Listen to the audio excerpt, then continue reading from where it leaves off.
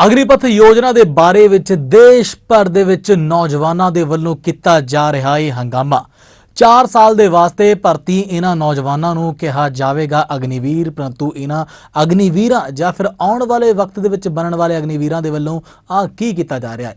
ਕਈ ਸੂਬਿਆਂ ਦੇ ਵਿੱਚ ਅਗਜ਼ਨੀ ਅਤੇ ਪੱਥਰਬਾਜ਼ੀ ਦੀਆਂ ਘਟਨਾਵਾਂ ਤਾਂ ਆ ਚੁੱਕੀਆਂ ਨੇ ਸਾਹਮਣੇ, परंतु ਇਸ ਤੋਂ ਇਲਾਵਾ ਜੇਕਰ ਗੱਲ ਕਰਾਂ ਤਾਂ ਇਸ ਦੇ ਨਾਲ ਅਗਨੀਪਥ ਦੇ ਵਾਂਗ ਹੀ 30 ਦੇਸ਼ਾਂ ਦੇ ਵਿੱਚ ਚੱਲ ਰਹੀ ਹੈ ਇਸੇ ਤਰ੍ਹਾਂ ਦੀ ਇੱਕ ਖਾਸ ਤੌਰ ਤੇ ਸਕੀਮ। ਜੀ ਹਾਂ, ਦੁਨੀਆ ਦੇ 30 ਦੇਸ਼ਾਂ ਦੇ ਵਿੱਚ ਚੱਲ ਰਹੀ ਹੈ ਇਸੇ ਪ੍ਰਕਾਰ ਦੀ ਇੱਕ ਸਕੀਮ ਅਤੇ ਉਸ ਨੂੰ ਅਲੱਗ-ਅਲੱਗ ਨਾਵਾਂ ਦੇ ਨਾਲ ਜਾਣਿਆ ਜਾਂਦਾ ਹੈ। ਸਤਿ ਸ਼੍ਰੀ ਅਕਾਲ ਜੀ, ਮੈਂ ਇਮਤਿਆਜ਼ ਬਰਾੜ ਅਤੇ ਤੁਸੀਂ ਵੇਖ ਰਹੇ ਹੋ ਚੜ੍ਹਦੀ ਕਲਾ ਟਾਈਮ ਟੀਵੀ। ਕੇਂਦਰ ਸਰਕਾਰ ਦੇ ਵੱਲੋਂ ਮੰਗਲਵਾਰ ਨੂੰ ਫੌਜ ਦੀ ਭਰਤੀ ਦੀ ਅਗਨੀਪਥ ਯੋਜਨਾ ਦੇ ਕੀਤੇ ਗਏ ਐਲਾਨ ਤੇ ਦੇਸ਼ ਭਰ ਦੇ ਵਿੱਚ ਨੌਜਵਾਨ ਹੰਗਾਮਾ ਕਰ ਰਹੇ ਨੇ। ਯੋਜਨਾ ਦੇ ਮੁਤਾਬਿਕ ਨੌਜਵਾਨਾਂ ਨੂੰ ਫੌਜ ਦੇ ਵਿੱਚ 4 ਸਾਲ ਦੇ ਲਈ ਭਰਤੀ ਕੀਤਾ ਜਾਵੇਗਾ, ਜਿਨ੍ਹਾਂ ਨੂੰ ਅਗਨੀਵੀਰ ਕਿਹਾ ਜਾਵੇਗਾ। ਇਸ ਯੋਜਨਾ ਦੇ ਤਹਿਤ ਭਰਤੀ ਕੀਤੇ ਗਏ 25% ਨੌਜਵਾਨਾਂ ਨੂੰ 4 ਸਾਲ ਬਾਅਦ ਭਾਰਤੀ ਫੌਜ ਦੇ ਵਿੱਚ ਜਾਣ ਦਾ ਮੌਕਾ ਮਿਲੇਗਾ, ਜਦੋਂ ਕਿ ਬਾਕੀ ਅਗਨੀਵੀਰਾਂ ਨੂੰ ਨੌਕਰੀ ਛੱਡਣੀ ਪਵੇਗੀ। इस योजना के ऐलान तो बाद देश के कई हिस्सों के विच विद्यार्थी इसका विरोध करते आ रहे हैं। कई सूबों के विच अगजनी और पत्थरबाजी दीयां घटनावां वापरियां ने। भारत पहली बार फौज विच थोड़े समय के लिए नौजवानों की भर्ती करन जा रहा है। भारत दे वांग दुनिया दे विच करीब घट्टो घट्ट 30 अजिहे होर भी देश ने जिथे फौज दे विच थोड़े समय के वास्ते भर्ती होया करती है। पर इत्थे खास गल यह है कि इन्हां देशां दे विच फौज विच नौकरी करनी लाजमी है, कंपलसरी है ਅਤੇ इस दे लई कानून भी बनाया गया है। यह कानून कुछ महीनों तो लैके कुछ सालों तक का हो सकता है। इस दे नाल ही घट्टो घट्ट 10 देश अजिहे ने जिथे मर्दां ਅਤੇ औरतां दोवां नूं फौज दे विच लाजमी तौर ते सेवा देनी पैंदी है। इस तो इलावा जिक्र करते हैं एक अजिहे नाम की जिस दे बारे विच ज़्यादातर जिहड़े साडे दर्शक ने मुखातिब भी होणगे, परंतु जिहड़े नहीं ने उन्हां दे नाल मुखातिब इस अल्फाज नूं जरूर करते हैं कि आखिर की है टूर ऑफ ड्यूटी। अग्निपथ योजना की तुलना टूर ऑफ ड्यूटी दे नाल कीती जा रही है। टूर ऑफ ड्यूटी दूजी संसार जंग के दौरान उस वेले शुरू हुई सी जदों ब्रिटेन दे विच पायलटां दी कमी हो गई सी। इस तो बाद ब्रिटिश सरकार ने एक निश्चित समय दे लई नौजवानां नूं हवाई फौज दे विच भर्ती करना शुरू किया सी। उस समय नौकरी दे लई ये शर्त रखी गई सी कि हर पायलट नूं 2 साल दे विच घट्टो घट्ट 200 घंटे जहाज़ उड़ाउणा ही पवेगा। इस नूं टूर ऑफ ड्यूटी कहा जांदा सी। इस दे नाल ही कुछ एग्जाम्पल्स ने ਅਤੇ ਇਹਨਾਂ एग्जाम्पल्स के जरिए ਇਹਨਾਂ उदाहरणों के जरिए ਅਸੀਂ समझण की कोशिश करांगे कि बाकी देशों के ਵੱਲੋਂ किवें कोशिश की जाती रही है अग्निपथ के वांग ही कुछ योजनावां दे विच। तो सब तो पहला नाम आउंदा है सुपर पावर कहाउण वाले देश अमेरिका का। अमेरिका वर्गे विकसित देश विच अजिही योजना पहलां तो ही लागू है। एक मीडिया रिपोर्ट के मुताबिक अमरीकी फौज ने इस साल फरवरी दे विच 2 साल के लिए फौज भर्ती होने का बदल लिया है। इस स्कीम के तहत बेसिक और एडवांसड ट्रेनिंग तो बाद उन्होंने सिर्फ 2 साल तक एक्टिव ड्यूटी ते रहना पवेगा। उत्थों की सरकार का मनना है कि इस नाल उन्हां लोकां नूं सहायता मिलेगी जो लंबे समय के लिए नौकरी नहीं करना चाहते। अमरीका की इस नवीं थोड़े समय की फौज भर्ती योजना के तहत 2 साल की एक्टिव ड्यूटी तो बाद आर्मी रिजर्व दे विच 2 साल की वाधू सेवा देनी पवेगी। खैर ये तो गल सी अमेरिका की। इस तो बाद अगला जिहड़ा देश है उसका जिक्र करांगे। अगला देश है ब्रिटेन। यूरोप के उत्तर पश्चिमी हिस्से दे विच स्थित देश यूनाइटेड किंगडम यानी कि यूके, जिस दे लई ब्रिटेन या फिर ग्रेट ब्रिटेन शब्द की भी वरतों की जाती रही है, उस देश दे विच भी नौजवान 4 साल के लिए फौज विच भर्ती हुंदे ने। इत्थे 18 साल तो घट उम्र के नौजवानों नूं नियमित तौर पर फौज विच भर्ती किया जाता है। यूके की आर्मी दे विच भर्ती होने के लिए उम्र घट्टो घट 16 साल होनी चाहिए है। इस तो बाद वारी आउंदी है उस देश की जिहड़ा कि इस वक्त भी प्रेजेंट टाइम भी एक जंग दे विच मुलविस है तो उसदे वल्लों जंग की जा रही है यूक्रेन की। जी हाँ, तुसीं बिल्कुल सही समझिया, असीं गल कर रहे हैं रूस की, रशिया की। तो इत्थे 18 तो 27 साल तक के नौजवानों के लिए फौजी सेवा देनी बहुत ज़्यादा जरूरी है। ਪਹਿਲਾਂ ਨੌਜਵਾਨਾਂ ਦੇ ਲਈ ਸਮਾਂ 2 ਸਾਲ ਸੀ, ਪਰ 2008 ਦੇ ਵਿੱਚ ਇਸ ਨੂੰ ਘਟਾ ਕੇ 12 ਮਹੀਨੇ ਕਰ ਦਿੱਤਾ ਗਿਆ। ਡਾਕਟਰ, ਅਧਿਆਪਕ ਵਰਗੇ ਅਹੁਦਿਆਂ ਤੇ ਨਿਯੁਕਤ ਲੋਕਾਂ ਦੇ ਵਾਸਤੇ ਇਸ ਦੇ ਵਿੱਚ ਖੈਰ ਢਿੱਲ ਦਿੱਤੀ ਗਈ ਹੈ, ਪਰੰਤੂ ਜ਼ਿਆਦਾਤਰ ਦੇ ਵਾਸਤੇ ਇਸ ਨੂੰ ਇੱਕ ਚੁਆਇਸ ਦੇ ਤੌਰ ਤੇ ਵੀ, ਇੱਕ ਵਿਕਲਪ ਦੇ ਤੌਰ ਤੇ ਵੀ ਪੇਸ਼ ਕੀਤਾ ਜਾਂਦਾ ਰਿਹਾ ਹੈ।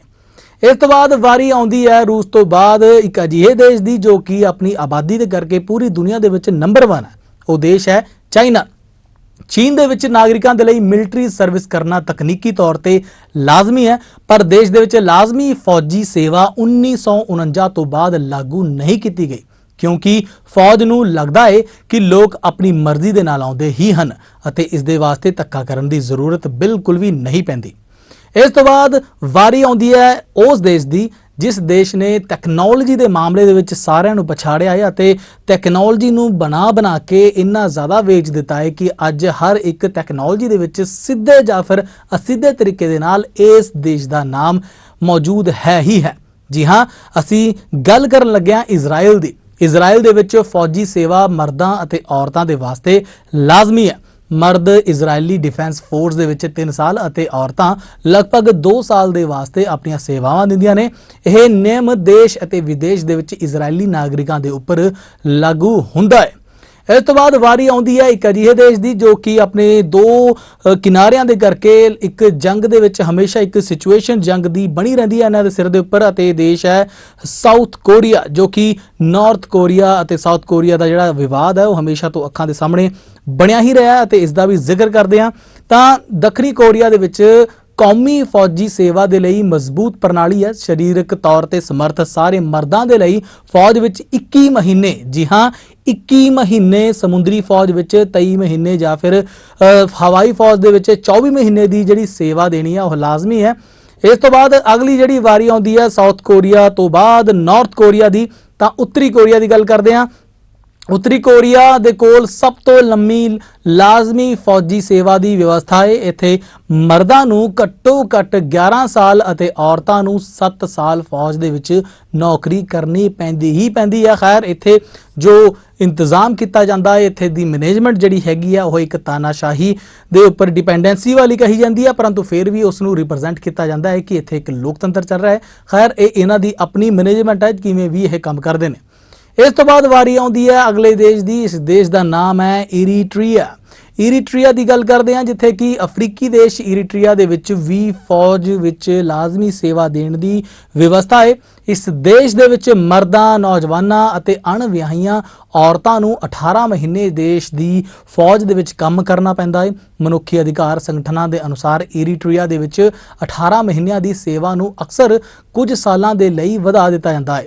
11 ਇਸ ਤੋਂ ਬਾਅਦ ਜਿਹੜਾ ਜ਼ਿਕਰ ਕਰਦੇ ਹਾਂ ਉਸ ਦੇ ਬਾਰੇ 'ਚ ਵੀ ਕਰਾਂਗੇ, ਮਗਰ ਇਹ ਜਿਹੜੀ ਦੇਸ਼ ਦੇ ਵਿੱਚ ਸੇਵਾਵਾਂ ਦਿੱਤੀਆਂ ਜਾਂਦੀਆਂ ਨੇ, ਇਹਨਾਂ ਸੇਵਾਵਾਂ ਦੇ ਵਿੱਚ ਖਾਸ ਤੌਰ ਤੇ ਬਹੁਤ ਸਾਰੇ ਹੋਰ ਵਿਕਲਪ ਦੇ ਤੌਰ ਤੇ ਵੀ ਚੀਜ਼ਾਂ ਮੌਜੂਦ ਰਹਿੰਦੀਆਂ ਨੇ। ਇਸ ਤੋਂ ਬਾਅਦ ਅਗਲੀ ਜਿਹੜੀ ਵਾਰੀ ਆਉਂਦੀ ਹੈ ਇੱਕ ਬਹੁਤ ਹੀ ਖੂਬਸੂਰਤ ਦੇਸ਼ ਦੀ ਆਉਂਦੀ ਹੈ ਤੇ ਇਸ ਦਾ ਜ਼ਿਕਰ ਅਕਸਰ ਲੋਕਾਂ ਦੇ ਵੱਲੋਂ ਘੁੰਮਣ ਦੇ ਵਾਸਤੇ, ਆਪਣੇ ਮਨ ਪਰਚਾਵੇ ਦੇ ਵਾਸਤੇ ਤਾਂ ਕੀਤਾ ਜਾਂਦਾ ਹੀ ਹੈ, ਪਰ ਇਸ ਦਾ ਜ਼ਿਕਰ ਵੀ ਇਸ ਫਹਿਰਿਸਤ ਦੇ ਵਿੱਚ, ਇਸ ਲਿਸਟ ਦੇ ਵਿੱਚ ਆਉਂਦਾ ਹੈ।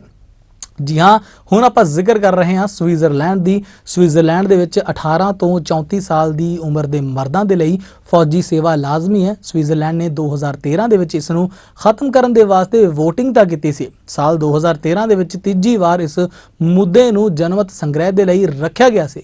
ਇੱਥੇ ਲਾਜ਼ਮੀ ਸੇਵਾ 21 ਹਫ਼ਤਿਆਂ ਦੀ ਹੈ, ਜਿਸ ਤੋਂ ਬਾਅਦ ਸਾਲਾਨਾ ਵਾਧੂ ਸਿਖਲਾਈ ਦਿੱਤੀ ਜਾਂਦੀ ਹੈ, ਪਰੰਤੂ ਇੱਥੇ ਵੀ ਇਹ ਇੱਕ ਵਿਕਲਪ ਦੇ ਤੌਰ ਤੇ ਮੌਜੂਦ ਹੈ। ਇਸ ਤੋਂ ਬਾਅਦ ਵਾਰੀ ਆਉਂਦੀ ਹੈ ਬ੍ਰਾਜ਼ੀਲ ਦੀ। ਤਾਂ ਬ੍ਰਾਜ਼ੀਲ ਦੇ ਵਿੱਚ 18 ਸਾਲ ਦੇ ਨੌਜਵਾਨਾਂ ਦੇ ਲਈ ਫੌਜੀ ਸੇਵਾ ਲਾਜ਼ਮੀ ਹੈ। ਇਹ ਲਾਜ਼ਮੀ ਫੌਜੀ ਸੇਵਾ 10 ਤੋਂ ਲੈ ਕੇ 12 ਮਹੀਨਿਆਂ ਦੇ ਵਿਚਕਾਰ ਰਹਿੰਦੀ ਹੈ। ਸਿਹਤ ਕਾਰਨਾਂ ਦੇ ਕਰਕੇ ਫੌਜ ਵਿੱਚ ਲਾਜ਼ਮੀ ਤੌਰ ਤੇ ਸੇਵਾ ਦੇਣ ਦੇ ਮਾਮਲੇ ਦੇ ਵਿੱਚ ਛੋਟ ਦਿੱਤੀ ਜਾ ਸਕਦੀ ਹੈ। ਜੇ ਕੋਈ ਨੌਜਵਾਨ ਯੂਨੀਵਰਸਿਟੀ ਦੇ ਵਿੱਚ ਪੜ੍ਹ ਰਿਹਾ ਹੈ ਤਾਂ ਕੁਝ ਸਮੇਂ ਬਾਅਦ ਉਸ ਨੂੰ ਫੌਜ ਵਿੱਚ ਲਾਜ਼ਮੀ ਸੇਵਾ ਦੇਣ ਦੇ ਲਈ ਜਾਣਾ ਹੀ ਪੈਂਦਾ ਹੈ। ਅਤੇ ਉਹਨਾਂ ਦੇ ਵੱਲੋਂ ਕਿਹਾ ਜਾਂਦਾ ਹੈ ਕਿ ਇਹ ਕਿਤੇ ਨਾ ਕਿਤੇ ਤੁਹਾਡੀ ਬੁਨਿਆਦ ਨੂੰ ਮਜ਼ਬੂਤ ਕਰਨ ਦੇ ਵਾਸਤੇ ਤੁਹਾਨੂੰ ਇੱਕ ਬਿਹਤਰ ਨੀਹਾਂ ਦੀ ਇੱਕ ਸਰਾਹਨਾ ਵਾਲੀ ਜਿਹੜੀ ਇੱਕ ਉਮੀਦ ਹੈ, ਇੱਕ ਹੋਪ ਹੈ, ਉਹ ਜ਼ਰੂਰ ਦਿੰਦਾ ਹੈ। ਇਸ ਤੋਂ ਬਾਅਦ ਵਾਰੀ ਆਉਂਦੀ ਹੈ ਇੱਕ ਅਜਿਹੇ ਦੇਸ਼ ਦੀ ਜਿਸ ਦੇ ਉੱਪਰ ਬਹੁਤ ਸਾਰੀਆਂ ਜਿਹੜੀਆਂ ਫੌਜੀ ਕਾਰਵਾਈਆਂ ਹੋਈਆਂ ਨੇ ਹੋਰ ਦੇਸ਼ਾਂ ਦੀਆਂ, ਉਹ ਵੀ ਹੋਈਆਂ ਨੇ ਅਤੇ ਬਹੁਤ ਜ਼ੁਲਮ ਸਿਤਮ ਦੀ ਇਸ ਦੀ ਇੱਕ ਲੰਬੀ ਫਹਿਰਿਸਤ ਰਹੀ ਹੈ।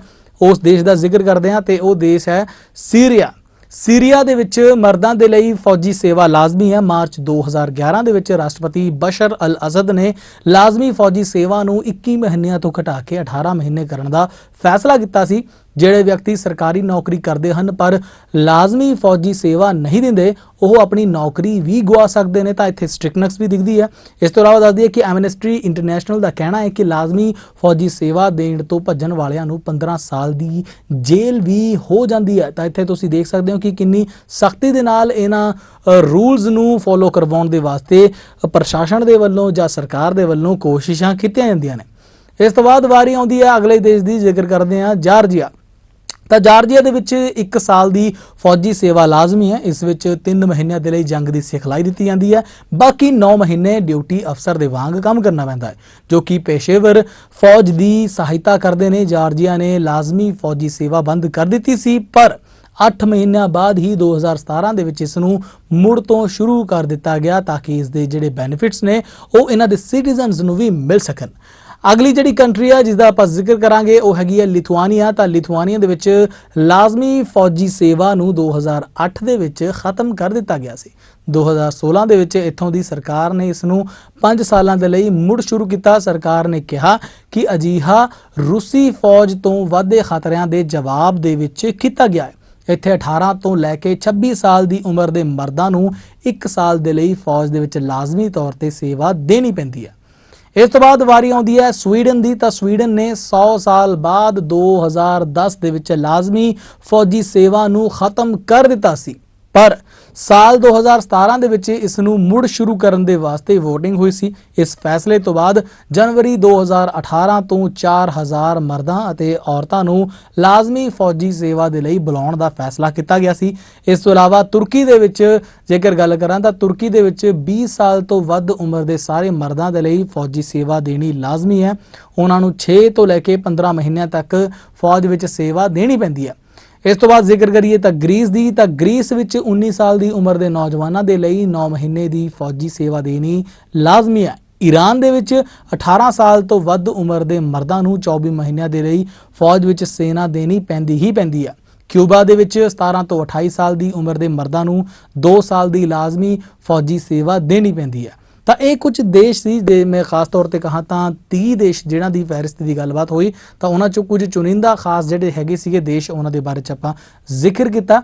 ਤੇ ਇਹਨਾਂ ਦੇਸ਼ਾਂ ਦੇ ਵਿੱਚ ਫੌਜੀ ਜਿਹੜੀ ਸੇਵਾ ਲਿੱਤੀ ਜਾਂਦੀ ਹੈ, ਫੌਜ ਸੇਵਾ ਦੇ ਵਿੱਚ ਚਾਹੇ ਉਹ ਕਿਸੇ ਵੀ ਜ਼ੋਨ ਦੀ ਹੋਵੇ, ਚਾਹੇ ਉਹ 에ਅਰ ਦੀ ਹੋਵੇ, ਚਾਹੇ ਉਹ ਨੈਵੀ ਦੀ ਹੋਵੇ, ਚਾਹੇ ਉਹ ਆਰਮੀ ਦੀ ਹੋਵੇ, ਤਾਂ ਸੇਵਾਵਾਂ ਲਈਆਂ ਜਾਂਦੀਆਂ ਨੇ ਅਤੇ ਸਰਕਾਰ ਦੇ ਵੱਲੋਂ ਇੰਟੈਂਸ਼ਨਲੀ ਉਹਨਾਂ ਨੂੰ ਉਸ ਦਾ ਬੈਨੀਫਿਟ ਦੇਣ ਦੇ ਵਾਸਤੇ ਕੋਸ਼ਿਸ਼ ਵੀ ਕੀਤੀ ਜਾਂਦੀ ਹੈ। ਪਰੰਤੂ ਜਿਹੜੀ ਇਸ ਵਕਤ ਇੱਕ ਵਿਕਲਪ ਦੇ ਤੌਰ ਤੇ ਪੇਸ਼ ਹੋਈ ਹੈ ਅਗਨੀਪਥ ਦਾ ਇੱਕ ਜ਼ੋਨ, ਇੱਕ ਅਗਨੀਪਥ ਯੋਜਨਾ, ਇਸ ਨੂੰ ਰਾਜਨਾਥ ਸਿੰਘ ਦੇ ਵੱਲੋਂ ਅਨਾਉਂਸ ਕੀਤਾ ਗਿਆ ਅਤੇ ਤਿੰਨਾਂ ਜਿਹੜੇ ਸੈਨਾਵਾਂ ਦੇ ਮੁਖੀ ਨੇ ਉਹਨਾਂ ਦੇ ਵੱਲੋਂ ਇਹਨੂੰ ਪ੍ਰਵਾਨ ਵੀ ਕੀਤਾ ਗਿਆ। ਪਰੰਤੂ ਕਿਤੇ ਨਾ ਕਿਤੇ ਬਹੁਤ ਸਾਰੀਆਂ ਅਜਿਹੀਆਂ ਚੀਜ਼ਾਂ ਹੋ ਸਕਦੀਆਂ ਨੇ ਜਿਹੜੀਆਂ ਕਿ ਆਉਣ ਵਾਲੇ ਵਕਤ ਦੇ ਵਿੱਚ ਤਰਮੀਮ ਕਰਕੇ ਵੀ ਪ੍ਰੈਜ਼ੈਂਟ ਕੀਤੀਆਂ ਜਾ ਸਕਦੀਆਂ ਨੇ। ਬਹੁਤ ਸਾਰੀਆਂ ਅਜਿਹੀਆਂ ਚੀਜ਼ਾਂ ਨੇ ਜਿਹੜੀਆਂ ਹਲੇ ਇਹਦੇ ਵਿੱਚ ਚੇਂਜਸ ਵੀ ਹੋ ਜਾਣ, ਕਿਉਂਕਿ ਇਸ ਵਕਤ ਨੌਜਵਾਨਾਂ ਦੇ ਵਿੱਚ ਆਕਰੋਸ਼ ਪਾਇਆ ਜਾ ਰਿਹਾ ਹੈ। ਪਰੰਤੂ ਆਕਰੋਸ਼ ਕਰਨ ਵਾਲੇ ਨੌਜਵਾਨਾਂ ਨੂੰ ਇਹ ਗੁਜ਼ਾਰਿਸ਼ ਵੀ ਕਰਾਂਗੇ ਕਿ ਤੁਸੀਂ ਆਪਣੇ ਦੇਸ਼ ਦੀ ਸੰਪਤੀ ਨੂੰ ਨੁਕਸਾਨ ਨਾ ਪਹੁੰਚਾਓ।